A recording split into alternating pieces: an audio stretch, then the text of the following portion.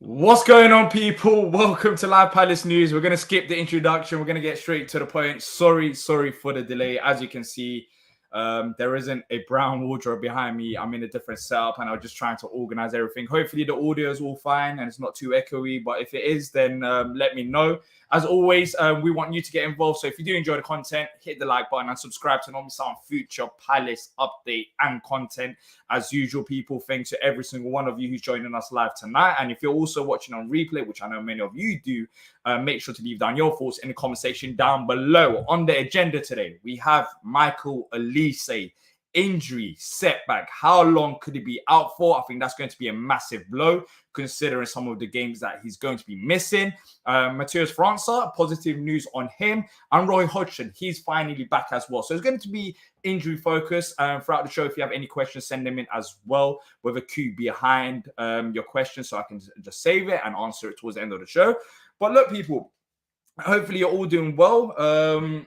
Let's go through some of the chat as well. I know some of you sent your comments in throughout the day as well. TD saying, don't understand why Gay played against Scotland if carrying an injury. A lot of people are talking about injuries already. Of course, anyone know on IU or Lerma and Gay? Asked Evan.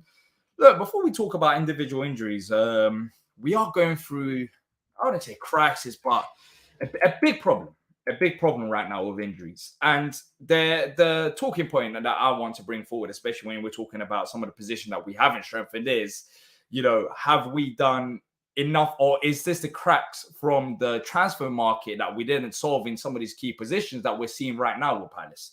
Because I do think there's a combination of both, especially when we talk about a goalkeeper, especially when we have spoken about a goalkeeper in the past. And my main concern was £20 million. Could we have spent it elsewhere? And look, it seems like that is slowly catching up on us. Without any injuries, our squad is fine. We have got enough forwards, but then again, the depth is slowly showing, especially with IU. I mean, I'm pretty sure the team didn't consider IU being out injured as well. But if IU's out for long time, or even if he's out for the Fulham game, we are very limited on options. And I know a lot of people say don't start Jeffrey Schlupp, but if you don't start Schlupp, then who do you really start? Raksaki? But then who plays on the other side without IU? We are very, very, very thin on numbers. And the news today, as I mentioned, is going to be Olise. So we're going to start with Olise as well. So let's start off with Olise.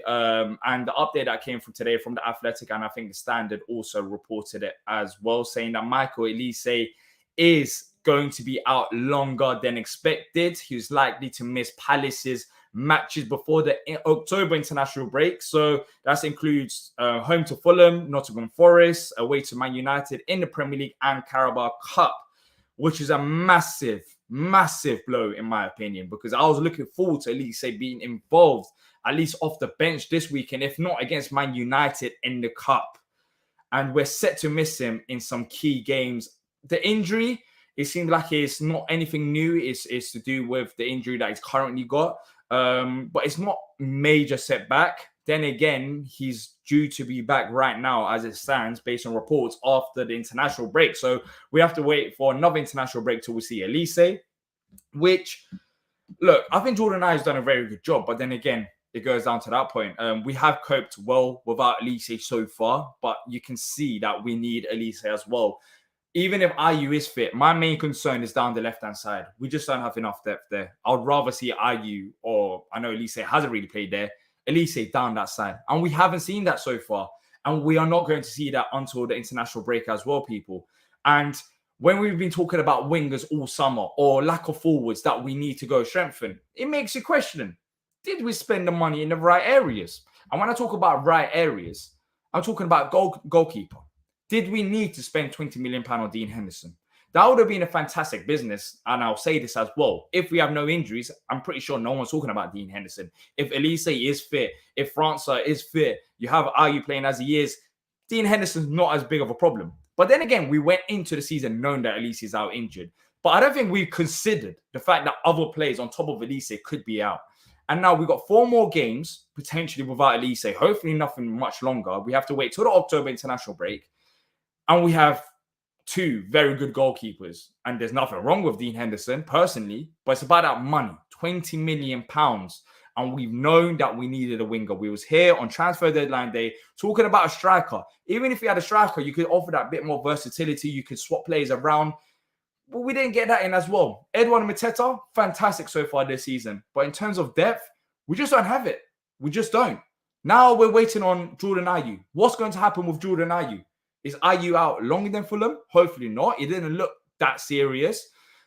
But if he is, then we are very thin on numbers out wide, which we were already thin with Jordan Ayew. And let's be honest, Ayew has exceeded expectations this season. With his assists, he's performed fantastically well, especially with Otton Edouard as well. This could have gone horribly wrong.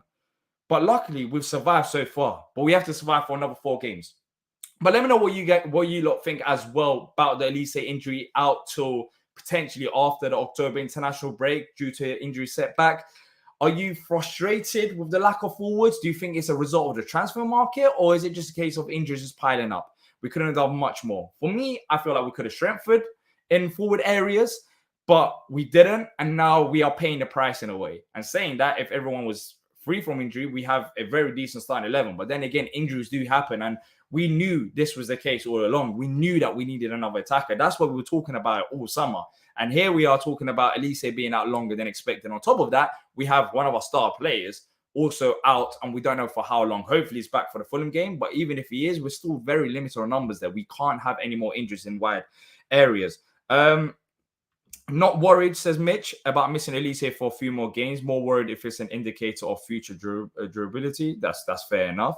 CD says 2 loan plays could have been helpful as well. Yeah, we haven't really used the loan market. I'll be honest, in the past, when we have used it, it's been very good. Ruben Loftus-Cheek, Conor Gallagher, these players, played a massive part to Palace. But I'm wondering if it's a case of not using the loan market anymore, due to the fact that if we can't get these players on a permanent deal, if it doesn't fit us with an option to buy, is it necessary to use it? Because it has backfired on us as well. In the short term, yes, but in the long term, we've seen it with Conor Gallagher. Gallagher was playing at West Brom as well, and you didn't have all this hype. You came to Palace, England player, now at Chelsea, and it comes as a result of Palace using it for a season. And what do we get out of it? A very good season out of Gallagher, but it's short-term fix, and then we have to go find another player. So I'm wondering if that's a problem as well in terms of using a loan market. But, maybe we could have used at least one player. It's a bit surprising that we haven't really delved into the loan market or been linked with that many players out on loan as well. I mean, majority of the transfer window, I didn't really hear any loan talks. Mitch saying using loan players for depth is hard since people want to loan you a player to develop them, i.e. they want to send them somewhere they'll get a lot of minutes. I think that's a fair point as well. But Lewis Hall, that was going to be on loan. But then, of course, he chose to play for Newcastle, and can you really blame him? I can't. And if that's your boyhood club, which he was, and also, they're doing well. I got all the money, got the players as well. Why would you not go Newcastle above Palace? But it is what it is. But then again, you can look at it on a positive note, saying, is this a time for Rak-Sakyi? Will we see a bit more of Rak-Sakyi in these next few games? Because I'll be honest, I've been a bit disappointed. I'm not saying that he should be starting games, where you can have that debate, to be fair, with Schlupp's performances. I don't think he's offering anything. And I'll be honest, in the second half, I don't know what Rak-Sakyi could have done much worse than Jeffrey Schlupp, because he's not a right-sided player. But if we're not sending him out on loan, are we just using Rak-Sakyi as like a last-minute option? Like, literally, if there's a few minutes left, we're chasing the game, or we literally have no other players left. I think that's a bit harsh on Rak-Sakyi as well, because if that was the case, then why did we keep Rak-Sakyi? Why do we keep Rak-Sakyi and not send him out on loan, where he'll get a bit more game time, a bit more development? It's a bit confusing in that aspect. And there were, against Villa, I think Ahmada coming on was a right sub, but Ahmada came off for Edouard, and Rak-Sakyi was still on the bench. And you can see as the game was going on, Palace was sitting more and more back. So it was a bit frustrating even watching us like that as well. I mean, Rak-Sakyi should have a bit more involvement. Maybe he hasn't taken his chances in training. That could be the case. But then again, Schlupp is not taking his chances on the pitch. And we're seeing it. 90 minutes. He's not really offering much. So what can Rak-Sakyi do that Schlupp is doing right now? Like, I think he can do that and beyond that as well. Kind of off topic, Evan says, what do you see as a goalkeeper? No, I didn't see that.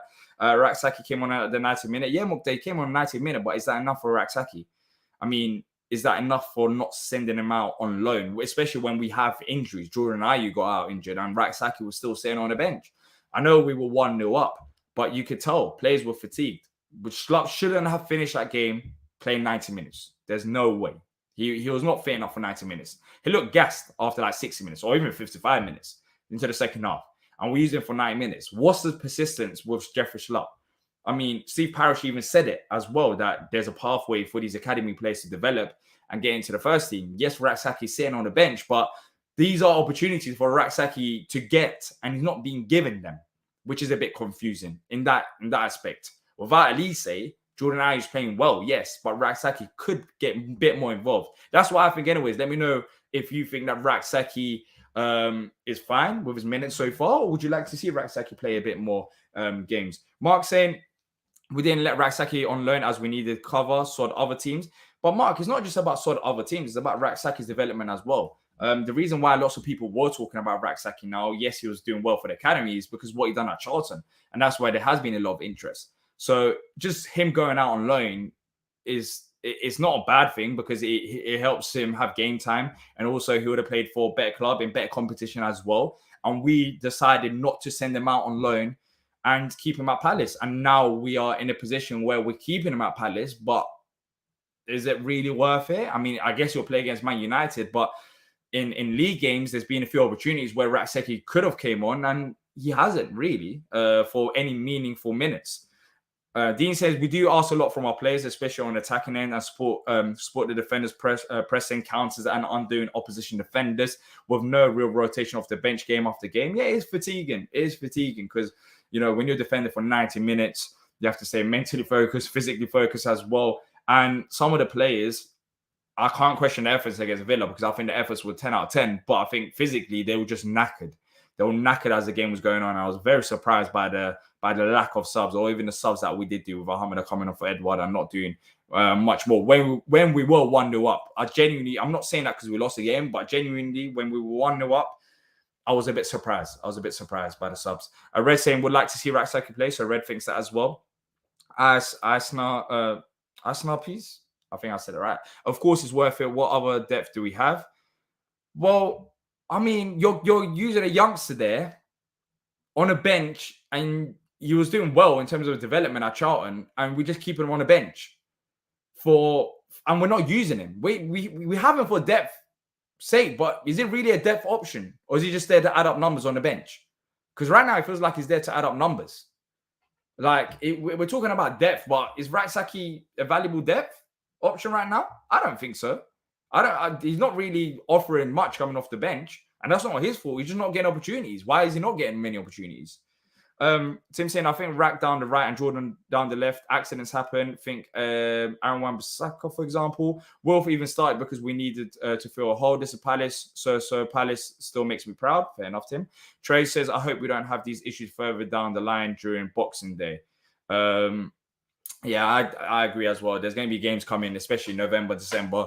You're going to have games like 2-3 days, and we will need some of these players back. But look, that's it for Olise. There are other news as well, which I'll just read in just a second. Mukhtar says Paddy McCarthy didn't make the right changes. I agree. I can agree with you there. I don't think he did make the right changes as well.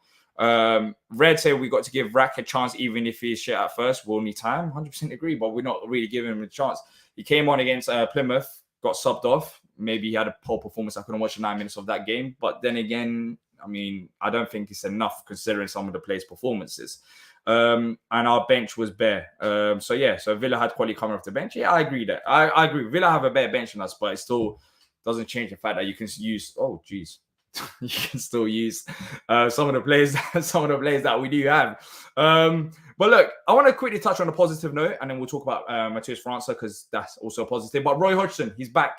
He's back in the training ground. He'll be in a dugout against Fulham as well. The club have confirmed it. He led the training today, which is positive news. I know it was a bit of a scare when we first heard it on Saturday, but thankfully Roy's back. Hopefully that'll have a positive impact as well.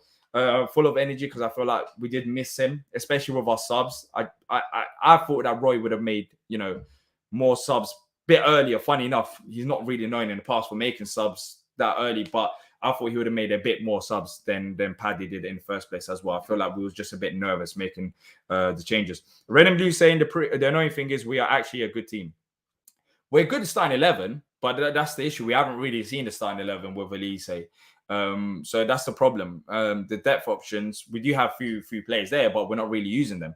But if you're enjoying the show, people, make sure to hit the like button and subscribe if you're new here. Let's try to get over 50 to 100 likes. Ryan saying France is still injured. Is his back? I hope not too long. Looking forward to seeing him play. Ryan, you put that question nicely forward. Let's talk about Matheus Franca, the 19-year-old, according to Athletic. Is close to returning to training, having also missed the start of the season through injury. So he's capable of playing as a winger, as a number 10, and as a second striker, as a false nine. So very versatile player, can play out wide as a number 10, as a false striker. He's close to training. So there's at least on this Tuesday, there's two positives. One negative, one big negative with Olise being out injured. But Roy Hodgson is back and Franca is close. Now, in terms of closeness, I can't give you a date. I don't know the date. But it's still positive to see that he's progressing well. The only thing is, and I'll ask this question, and I wonder what you guys think about it. When Franca is back and fit, do you think he will be playing games? And I'm just talking about in general, maybe coming off the bench, starting. How do you think Roy will ease Franca in? The reason why I say this is because, yes, maybe I'm looking into it a bit too much, but I've seen Roy a few times, well, at the start anyway, saying the Brazilian kid. The Brazilian kid. Now, I get it. There's a few other players and maybe Roy hasn't spoke to him as much. But the fact that he didn't even address him by his name was a bit concerning for me. It got me a bit worried, I'll be honest. But how do you think Franca will settle into this Palace side? Do you think he will have time? Because Roy even said it a few weeks ago that it's going to take a while for Franca. So, I mean, does he come straight into the side? I don't think so, but I'd love it because, it'll be something different. Ryan says, don't want to rush him. We can't rush him. I mean, Olise, we can make that argument. Did we rush him because he was out on the training pitch and now is a setback and is going to be out longer? I don't think we should be rushing him. I've said this many times. Franca might come back and be a world beater. He might be one of the best wingers, or he might be one of the worst wingers in the league. But we have to give him time. He's coming to a new country. He's still fairly young as well. And we can't just, write him off or say that he's the next, I don't know, Hazard or Saka or whatever player you want to say. We just have to give him time. But, when you do have injuries, this will be a nice opportunity for him to come as well. Mitch saying it's amazing that somehow Roy being out meant less use of the bench, but you're probably right. I snap saying when Olise is back, no one's going to talk about Rak-Saki. Let's be real, especially with IU playing how he's right now and hopefully Franca's back up. Yeah, I get that. But then again, should you not be using Rak-Saki now? There's a reason, yes. When Olise is back, Rak-Saki won't be in a conversation as much, especially if IU's form continues with Franca as well.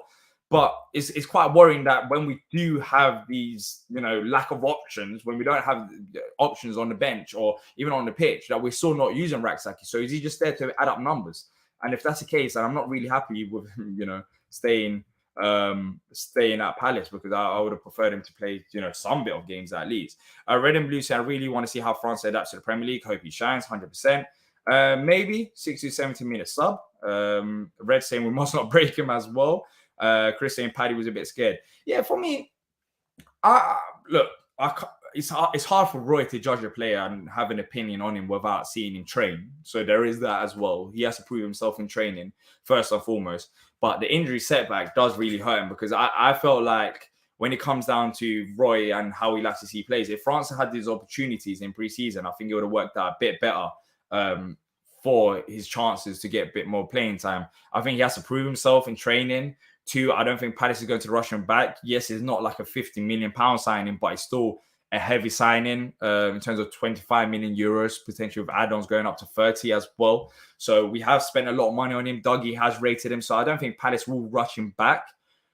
But when you consider that we're struggling even in terms of quality out wide, I think Franca will most likely be coming off the bench. I don't really see him coming into this Palace side and starting straight away. I think he'll be a bench option. Roy will use him here and there. I don't think he'll use him as much at the first half of the season. Hopefully I'm wrong, but towards the second half of the season, maybe as he trusts him a bit more, he'll have a bit more game time. Remember, when Olise came to Palace, Vieira wasn't starting him every single game. There was a period where he was coming off the bench and we were talking about, Olise should be starting over IU. He should be starting. they eased him in and it worked out. You know, Olise is comfortable right now, Premier League player. He's got a lot of interest and he's fantastic for us. Then again, I think the same might happen with Matheus Franca as well, where you just have to ease him in. Don't rush it too much. Remember, Olise was still at Reading. Franca coming from a whole different side of the world over to London. And yes, the good thing about this injury as well, people, is that he's had a bit of time to settle in London as well with the injury. There's not been much pressure on him. Is he going to start? Is he going to play? He's had that bit of a time, which hopefully should help him. But, you know, I think it will take a bit of time till we see Franca start. At best, Hodgson coming off the bench. But then again, I reckon till after the international break. Even then, I don't think it'll be a short-term solution. Hopefully, he features before the international break, but he's progressing. He's close to training. But then again, he hasn't played for a while as well. So I wonder how long that will take. Give Raksaki at least 45 minutes against Fulham. I don't think that will happen, CD, but here we're coming from. If I use fit, I use starting. But then again, what bugs me the most, people, and I don't know about you lot, is the left-hand side with Jeffrey Schlupp.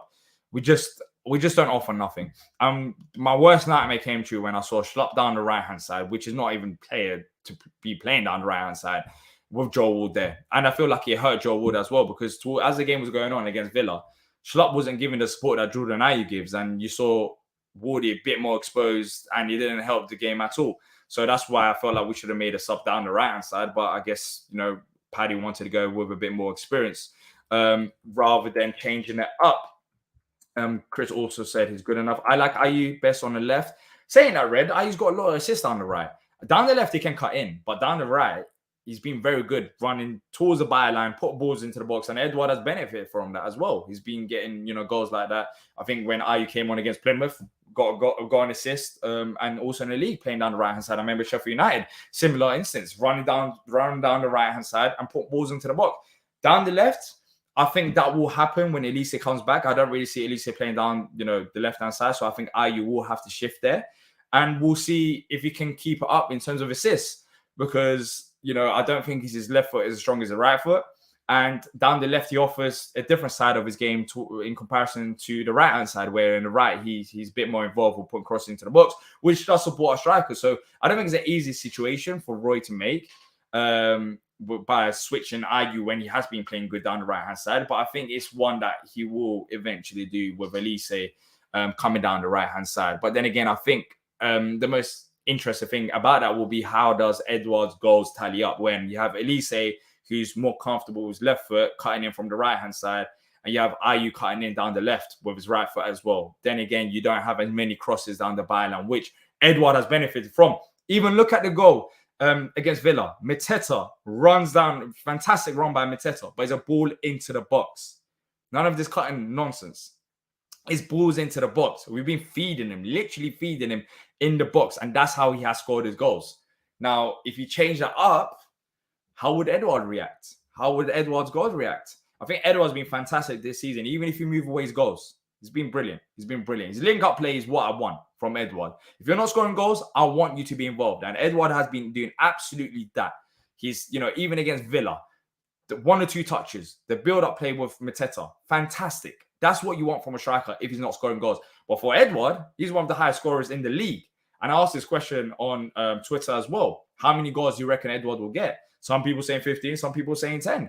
But if we continue to feed him and if he has his confidence, and even if he doesn't score a goal, if he has this, you know, good link-up play, I think in the short term, we'll be fine. We'll be fine with our options right now up front. It's just out wide. It's out wide that we have these problems with injuries just racking up people. But look, before we jump on for a quick update, there was not any other transfer news or any news like that as well. So just injury news. Of course, Olise is a setback, but we'll see what happens with Ayew. Hopefully, Ayew's back for the Fulham game. But people will be back tomorrow or Thursday for the match preview for the Fulham game. And also, if there's any other news, we'll be hopping on here and giving you all the latest updates. If you have enjoyed it, make sure to hit the like button and subscribe to not miss out on future Palace content. Sorry for the delayed start today. Hopefully, you all have a great evening, great day, wherever you are in the world. And until next time, up the Palace.